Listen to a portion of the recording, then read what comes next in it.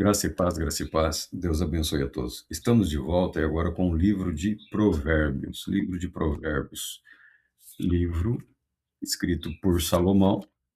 Salomão, filho do rei Davi. Provérbios de Salomão, filho de Davi, rei de Israel, para aprender a viver de maneira inteligente e disciplinada, para entender os ensinos que produzem sabedoria, para desenvolver um caráter correto e perspicaz, vivendo de maneira justa, com equidade e bom senso, para dar prudência aos simples, assim como conhecimento e juízo aos jovens. Que Deus Todo-Poderoso nos abençoe. Esse é o propósito, essa é a ideia.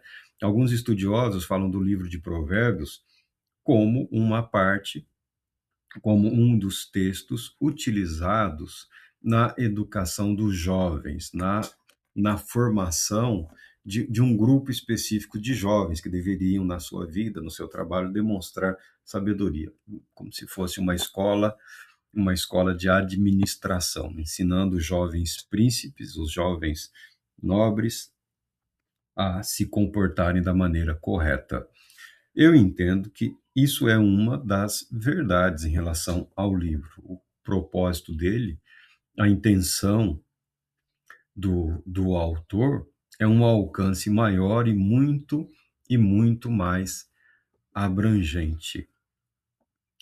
O povo de Israel aqui está desenvolvendo uma escola de sabedoria, um, uma aplicação prática dos princípios e valores contidos na palavra de Deus após a reflexão, após a experiência, após a análise da maneira como se viveu diante de Deus.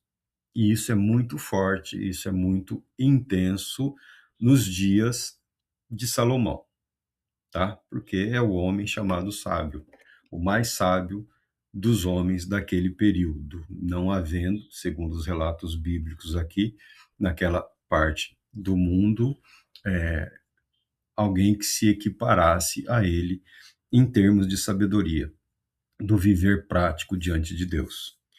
A sabedoria, como todo e qualquer dom, elas não têm nenhum poder, nem não tem nenhum valor em relação a questões eternas, tá bom? Tanto que a Bíblia fala que se alguém necessita de sabedoria, peça a Deus, porque ele concede a todos. Isso é algo inerente ao ser humano. Alguns podem pensar que a sabedoria está relacionada a ficar por aí recitando provérbios, salmos, cânticos, enigmas, fábulas e parábolas. Não, a sabedoria diz respeito à administração pessoal e à administração da família, administração dos dons, dos bens, dos recursos que foram para nós disponibilizados por Deus. A sabedoria nos conduz ao temor a Deus. Temor é amor reverente. Viver, viver consciente de que a nossa vida é vivida diante dos olhos do Altíssimo, do Todo-Poderoso e eterno Deus. Por isso, a palavra de Deus orienta o homem em todos os aspectos da sua vida, na família, no trabalho, nos relacionamentos diversos que nós temos na vida, na sociedade. Então, essa é a ideia, essa é a intenção. É tudo muito simples, de cima para baixo. Agora, quando chega para nós aqui, quando colocamos a nossa vida, quando permitimos que a nossa vida seja filtrada ou julgada pela palavra de Deus, certamente nós encontraremos dificuldades. Certamente nós encontraremos as nossas falhas, as nossas deficiências, as nossas dúvidas, os nossos temores, os nossos medos, os nossos anseios, tá bom?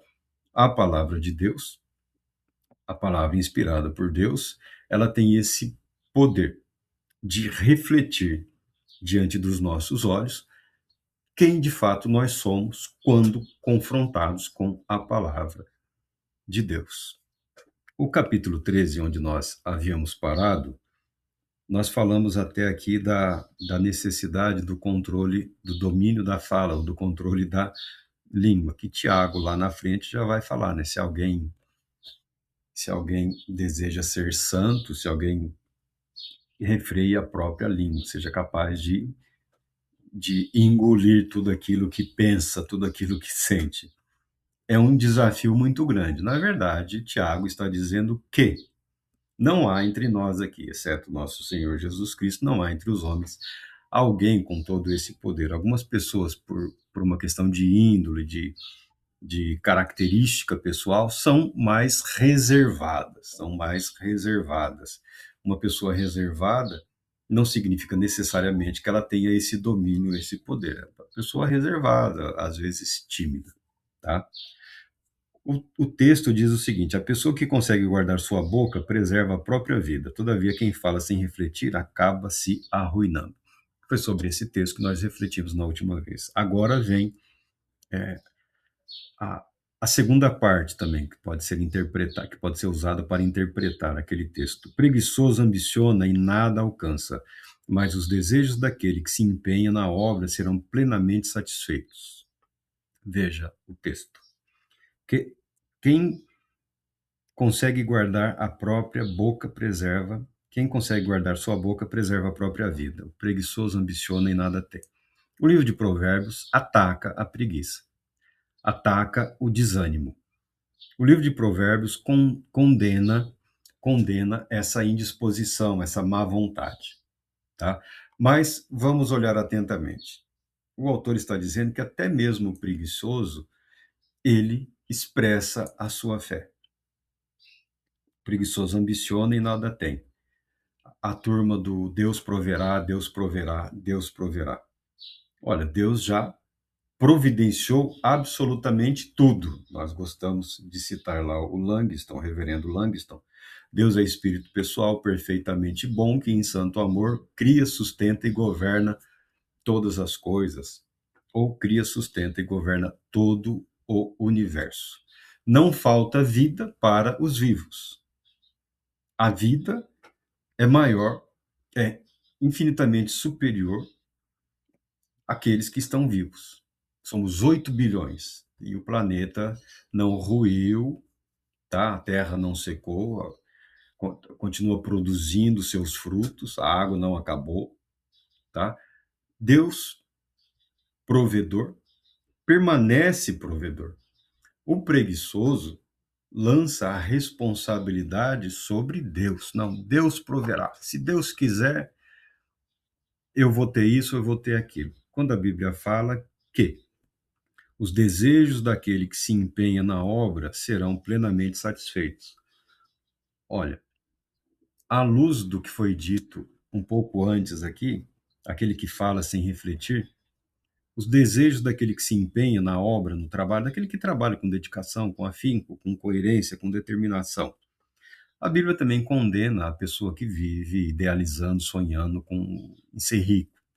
A Bíblia orienta a não se empenhar nessas coisas. A Bíblia orienta você a viver, a experimentar as coisas boas dessa vida, a receber de Deus a bênção, a provisão, o sustento, através do trabalho, através do trabalho, através do trabalho. A Bíblia valoriza muito o trabalho. Se você é herdeiro, parabéns. Deus já te abençoou grandemente. Viva a sua vida administrando bem as bênçãos de Deus. Se não, como eu, você teve e você tem que trabalhar, você tem que administrar, você tem, de tempos em tempos, quase o tempo todo, pegar ali a caneta, o papel, fazer as contas para administrar aquilo que você tem, as suas necessidades e o que é possível realizar de acordo com aquilo que Deus colocou nas suas mãos. Mas a turma do Deus proverá e que não se empenha está incorrendo em pecado. E mesmo aquele que se empenha e fala mais do que o necessário, também pode atrair sobre si a ruína e a destruição, porque inimigos se levantarão contra você. Então a palavra de sabedoria nos orienta para que nós saibamos guardar para nós, guardarmos para o nosso relacionamento com Deus os nossos desejos últimos. Se for da vontade de Deus, Deus proverá, porque Deus é Deus provedor. Mas você não precisa ficar falando tudo que você acredita. Essa turma do eu creio que Deus pode, eu creio que Deus pode, Se você estudar essa frase aí, ela não significa absolutamente nada, porque em Cristo Jesus todo o bem já foi realizado em nosso favor, para o nosso benefício. Não há necessidade humana que não tenha sido satisfeita em Cristo Jesus, o Filho do Deus provedor. A provisão final, plena e absoluta de Deus para as necessidades humanas é Jesus, o Cristo, o Redentor, o Salvador nas nossas almas. Nele nós temos abrigo, nele nós temos sustento, nele nós temos esperança, nele nós vencemos o mundo, o pecado, e nele nós venceremos a morte. Deus Todo-Poderoso te abençoe, te proteja, te conceda paz, muita paz.